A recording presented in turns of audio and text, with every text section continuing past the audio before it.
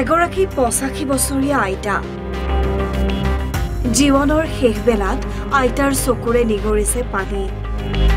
তিনিজনকৈ পুত্ৰ সন্তানৰ মাতৃ হৈও আইতা এতিয়া অঘৰী দুবেলা দুমুঠি খাবলৈ নিশা শুবলৈ আইতাৰ নাই কোনো স্থায়ী ঠিকনা আইতাই ভালকৈ থিয় হ'বও নোৱাৰে হাতত এডাল লাখুটি এখন বিচনী আৰু কান্ধত এনেদৰে এখন মোনা ওলমাই লৈ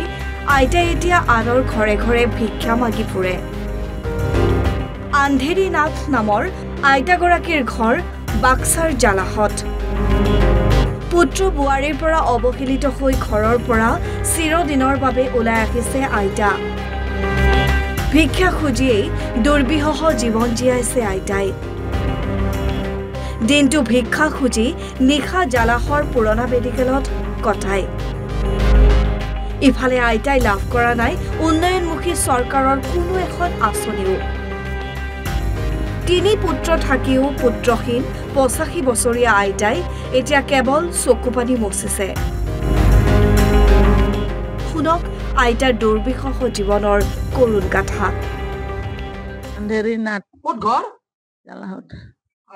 কিমান বয়স হৈছে এতিয়া আপোনাৰ 4 কৰি 5 বছৰ ল'ৰা কিমানজন 3জন বোৱাৰী বোৱাৰী একজনে ল'ৰাই নাচায় আপোনাক কেনেকৈ চলি আছে আপুনি মই এনেকে খুজি কাবাই এখাজত দিছি তাকে আনছো আনি আৰু চাহ কৰা চচটো দেখনি মানে এক মুঠা বহং সেইখিনিকে খাং বোৱাৰী ভাত নিদিয়ে নেদে বাপা ভাত দিব দোকান ভৰি ভাঙব আৰু একে কবে কাব এটাতে পুৱাই ওলাই গেলি সেই 10 টাক লগি 12 টাক লগি মেডিকেলতে থাকো ক'ত থাকে মেডিকেলত তাতে ঘৰ নাই ঘৰত যাব দিয়ে না নিদিয়ে নেদে মই মাটি সম্পত্তি বাপেকৰ সম্পত্তি বেছি নহয় কচু নহয় বাবা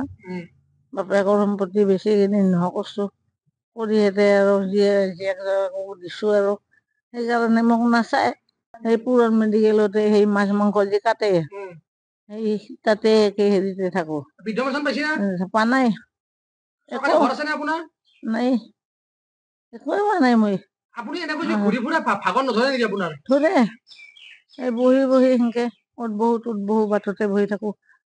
কাবে চোতলতে বহি থাকো সেইদিনা বাজাৰৰ মাজতে পৰি আছিলো পাছত আৰু এই কাবে এইখান ভৰিতে চটকি দিছে ফিকি ডুমডুমা হৈছিল সৰুৰ পৰা বেলেগত ধান বান্ধছো নহয় বাবা দেহাক নাচৈছিলো চলিহে ডাঙৰ হওক বেলেগত ধান বান্ধো এই বেপাৰীত ধান ঝাৰো বেলেগৰ বাৰীত খৰি টানি আনো তাকে আৰু কাটি কুটি সেই দিয়ে ভাত কটা ৰান্ধি খুৱাওঁ বাক্সাৰ পৰা সুবৰ্ণ পাঠক অসম লাইভ 24